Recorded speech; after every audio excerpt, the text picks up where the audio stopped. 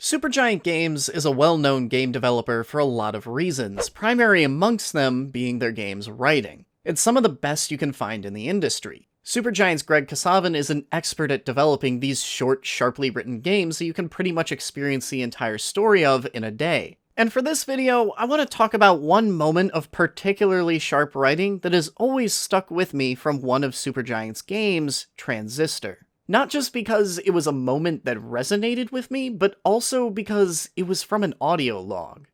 And that's weird, because normally I hate audio logs. So everybody has gaming pet peeves, little trends or features that just bother them whenever they crop up in a video game. And one of mine is audio logs. On paper, they aren't a bad idea, but I rarely agree with their execution.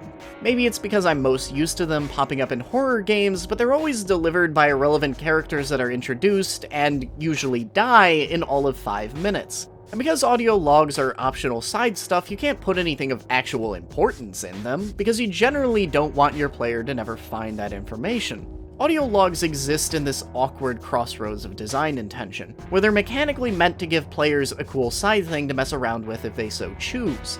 But this conflicts with the AAA maxim that because game development is expensive, you should make sure that as much of the game's content is put in front of the player as possible. And so you have audio logs that are meant to be a side diversion, but can't have anything of actual substance in them because they're a side diversion, and that substance might get missed. At best, you might hope to get a password or some sort of other mechanical clue.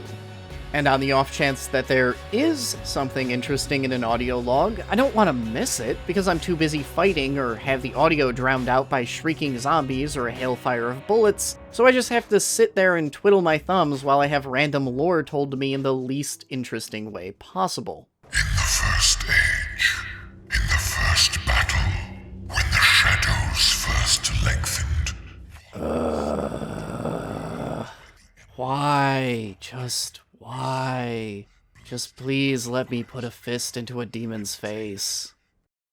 So color me surprised when not only did the audio logs in Transistor actually work well, but they also produced one of the most resonant moments in the entire game. And weirdly enough, one of the most memorable I've experienced in any game, period. Though calling Transistor's terminals audio logs might be stretching the term a bit. What you do is you'll find these computers that you can interact with, and the first few are like those meaningless audio logs where they just give a tiny slice of world building. But already from the start, they're given a bit more life and charm for a few reasons. One, they break a sort of unspoken rule where the characters are actually allowed to respond to the audio logs. Whenever the main character, Red, accesses a terminal, she's usually able to leave a comment on whatever she just read, and her sentient sword will also usually provide a quip as well. Sea monsters really the only choice here. Yes. Just have to get back to your place before it gets cold. And two, these terminals do more to make you understand Transistor's world in 2 sentences than most audio logs do in 5 minutes. But Transistor isn't even content to stop there, because a lot of what is set up here in Transistor's early terminals exclusively primes one of the major themes of the entire greater narrative. The city in Transistor is this sprawling metropolis where mankind has achieved ultimate control over pretty much everything.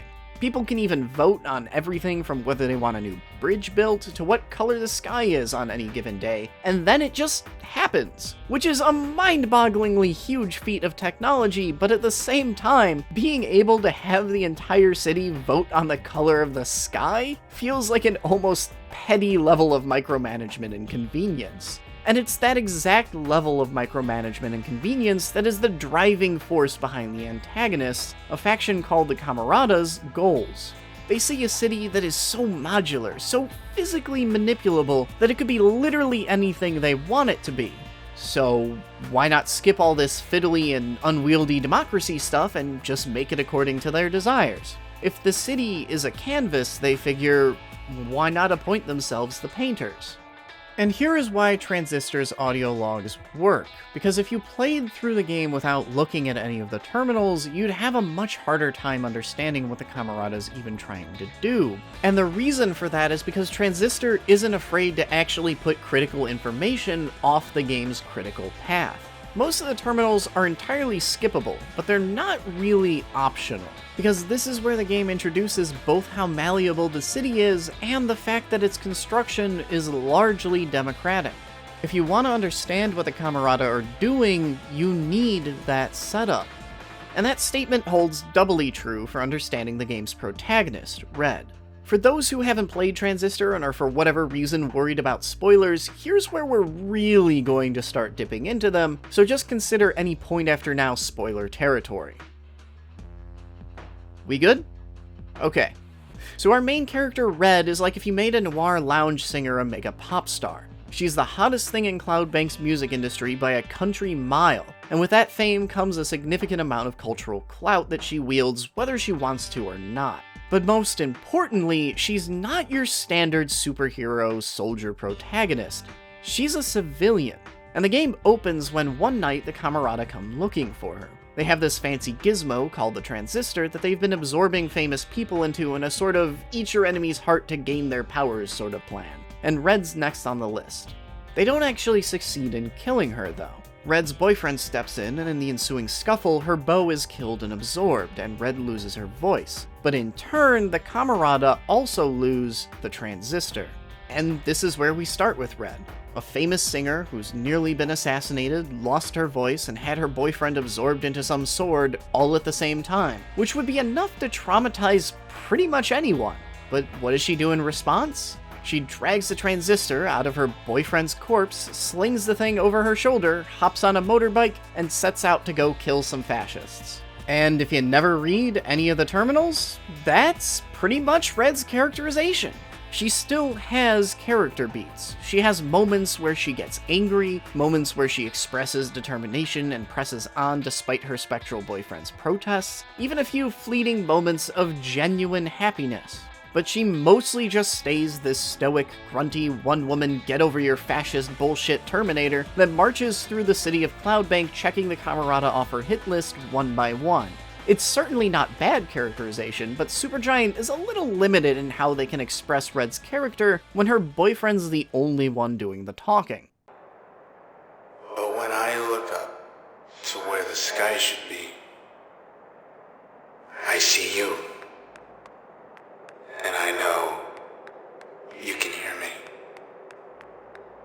And the audio logs are how they get around that restriction, because whenever you read one of the terminals, Red can leave a message, her only way of communicating with the world anymore, and they're where 80% of Red's character development happens. You see a whole other side to the character. You see her hesitate. You see her initial angry responses to Camerata propaganda, and then she immediately backtracks and carefully chooses and re-chooses her words. And then over the course of the game, you see her slowly come to the realization that it doesn't matter how well she chooses them, because no one else is seeing them.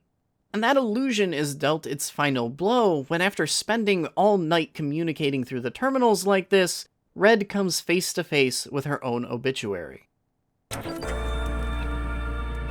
They think you're... What a mess.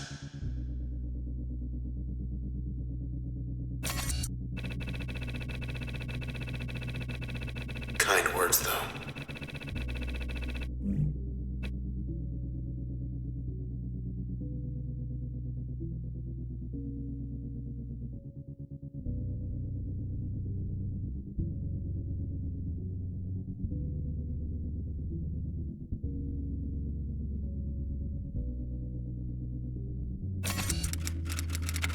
I think you're right. Of course. Of course I do.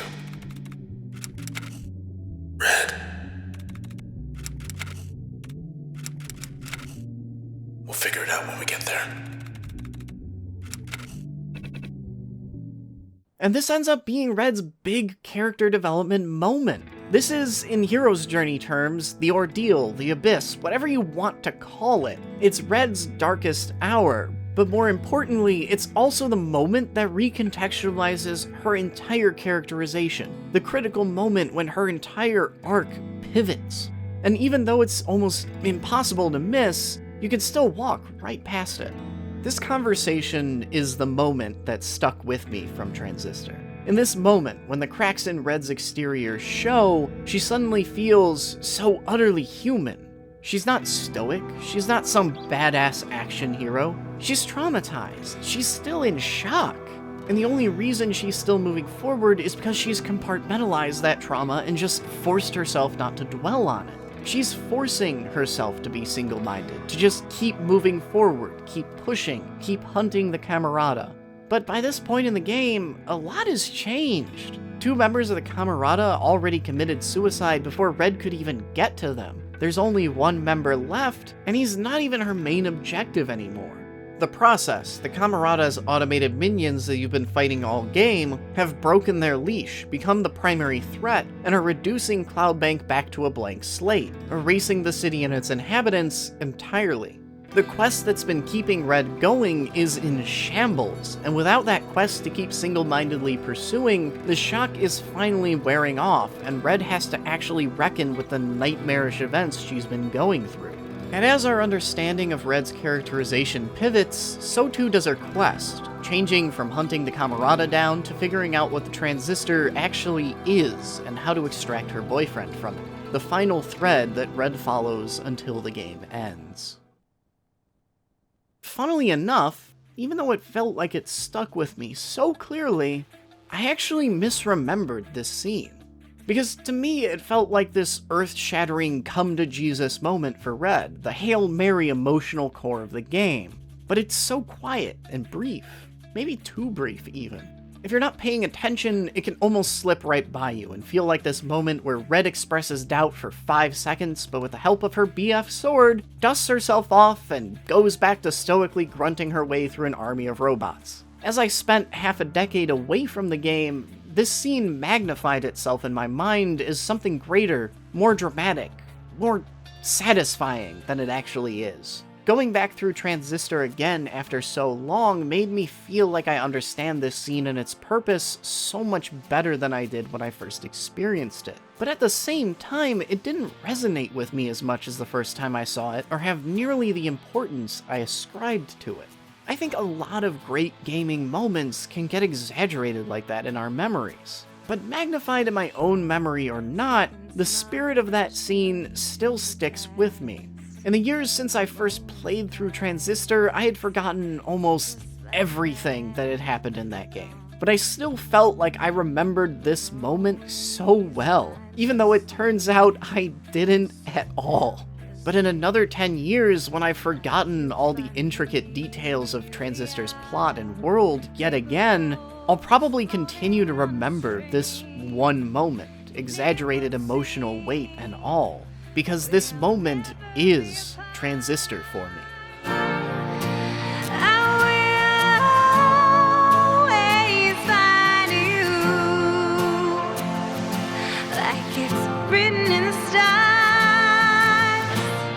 Hey guys, so I'm working on the next Celebrating Games video that I know I promised, and it's like 75% done, but I'm running into a production bottleneck beyond my control that probably means it's not coming out until after the next quarterly wrap-up. So I thought I'd try to get at least something out in the meantime. I was already initially planning on doing this one as a little bonus thing accompanying the next Celebrating Games video, but I figured it wouldn't be too hard to just flip those two around and have this come out first. So look forward to the full thing coming out eventually. In the meantime, if you're looking for some more in-depth analysis of how games tell their narratives, check out my video on Return to the Obra Dinn. Or if you'd like to hear me talk about another quick sci-fi video game with an excellent story, check out my retro review of Subsurface Circular. But either way, thanks for watching this far, and I'll see you all next week.